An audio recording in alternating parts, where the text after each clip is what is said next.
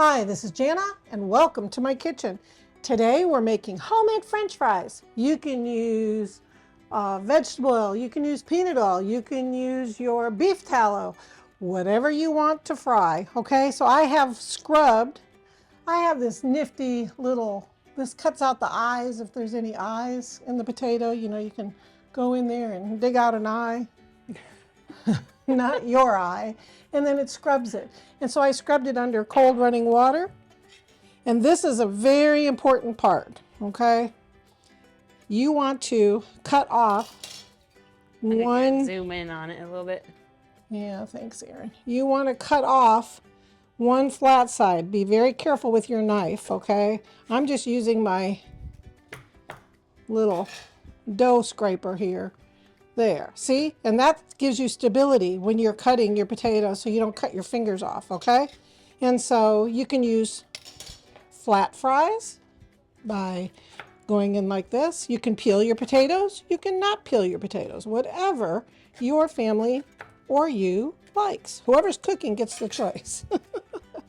And so then I've got ice water here off to the side, just like that. I'm going to cut that one more time. Yeah, you don't want them too thick because then they'll take forever to cook. Oh, it's not bad. It's whatever you like. If you like wedges, then cut wedges. Okay, so what you're going to want to do is to try and get them uniform thickness. And see, this is where it gets testy. Right here. Is you don't want to get them. See? See? So do your best, okay?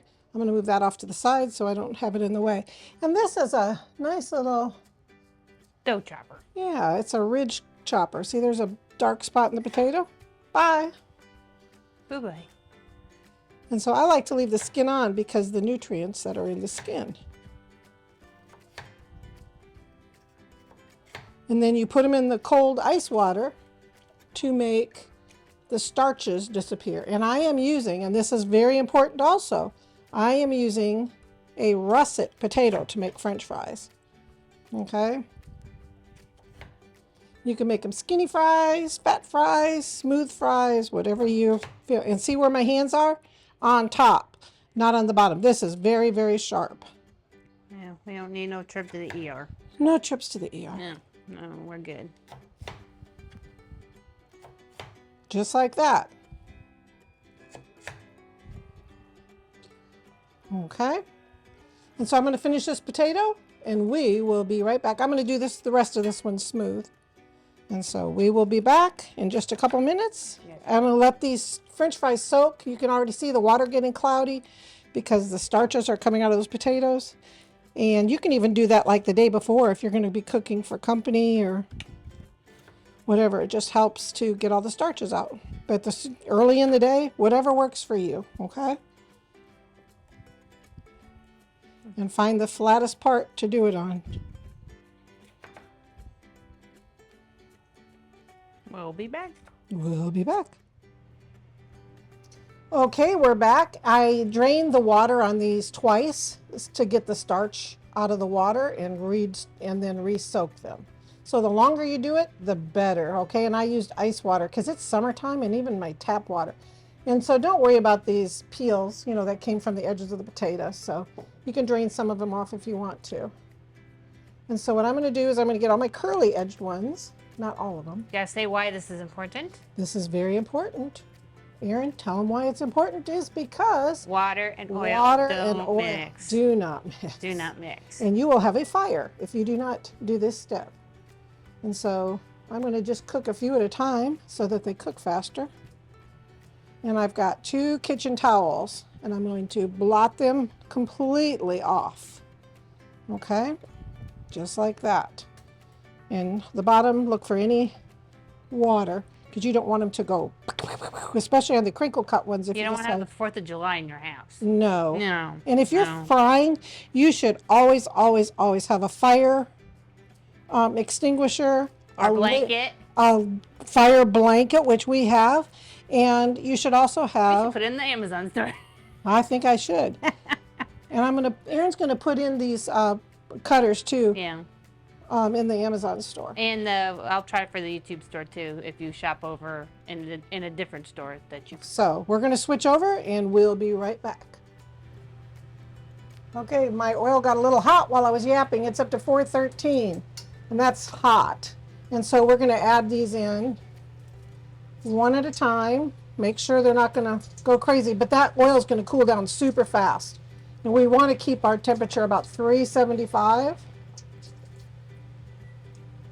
is ideal. And we're going to double cook these. We're going to cook them once. And like I said, the temperatures are going to start to drop. 375 is perfect for finishing the fries, but since we're going to double cook them, it should have been closer to 325, but it got a little hot. So this first batch is going to cook, and we're going to just par cook them, and then we're going to take them out of the oil, and then we're going to put them on this plate over here, and then we're going to do another batch and put them on this plate on the right, and then finish out whatever we have left, and then we're going to fry them a second time and put them on the finished plate over here. And then those will be nice and brown and they'll stay crispy. If you double fry your French fries, they will stay crispy for you. Look at, they're already starting to brown up a little bit, and that's okay. But we're not going to finish cooking them in this. And so every stove's different, every temperature is different. Hopefully we're going to get this down. See, it's much cooler than it was. I had turned my fire down since it got hot, so I'm going to try and get this back up to, you can see the sizzling is different. I'm going to turn my fire back up so that we can get it to about 325. And so we'll be back in just a minute. All right, we're just back up to about 325, and these are starting to brown. And so we're going to take these out.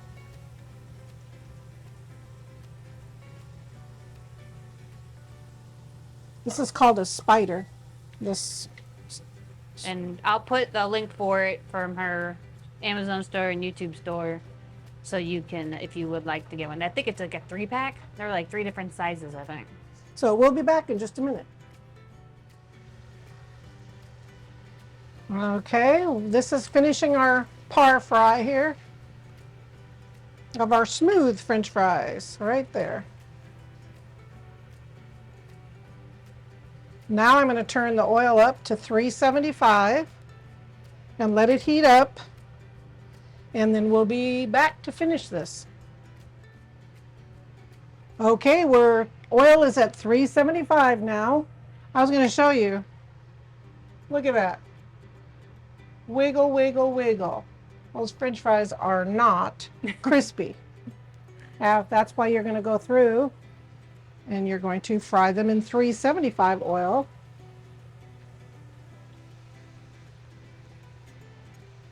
And that is going to keep them crispy.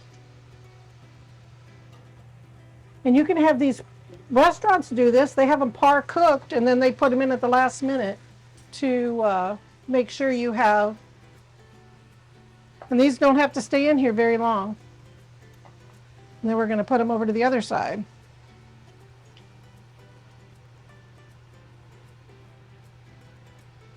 See already, look how fast that was. Now look how straight they are. They're not wibbly at all. It doesn't take long on the second fry. Just like that. Look it. And so we are going to be right back after I finish these. I'm going to salt these as soon as they come out of the oil. Sorry about my arm there, Erin. You want to immediately salt your fries because it's hard to get it to stick once they are dried off. And so I'm going to put some more in and we'll be back. So I'm going in.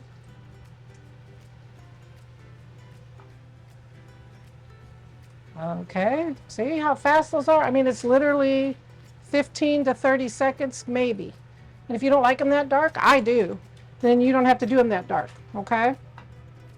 I like them like that because they stay, and these are homemade, so they are extra special good. There we go. We'll be back. And now for my pork tenderloin. If you go find my pork tenderloin video, Erin's going to put it in the description box below. I make them one time and I have a bunch of them made in the freezer, just saltine crackers and pork tenderloin, and I pound it out and you can see how it is. And I'm going to come back and we're going to have a pork tenderloin sandwich, and I didn't have to do anything but cook these french fries fresh. And I'm going to go ahead and salt these other ones, the straight french fries that we cooked. Ooh, we got a man overboard here. And so see, now these are nice and crispy. So good. We'll be back. Okay, our pork tenderloin's done. What a fast supper this is. Erin, how long did that cook? Not very long. Like 2 minutes, maybe? 2, 3. Look how crispy that pork tenderloin is. Erin, can you get in there? I'll move my foot so you can move your camera in there. Look at this. That is a very crispy pork tenderloin. And I'm going to put it on the bun and get some mustard. Forgot to open it.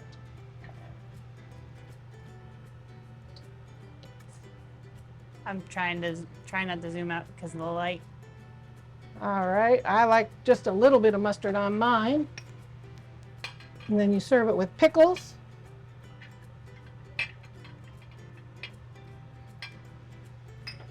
Just like that. There's my pork tenderloin. And now I'm going to get some French fries, some crispy French fries. Just like that. I'm going to take some of the other ridgy ones too.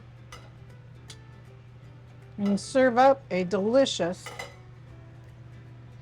look at, this is how it's done right here, people.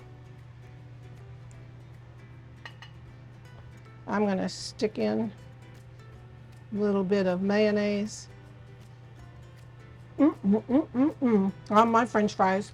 So good, so buttery, so crispy, homemade French fries. That's with 2 potatoes made all of those French fries. How affordable is that? And then my fire is off on my oil, and then I let it cool all the way down. Then I put it through a strainer, and I get to recycle all of. I was just trying to get the French fries on the plate. Oh, On that plate. sorry. I couldn't see, Erin. Oh, I was just trying to get the plate below it. All right.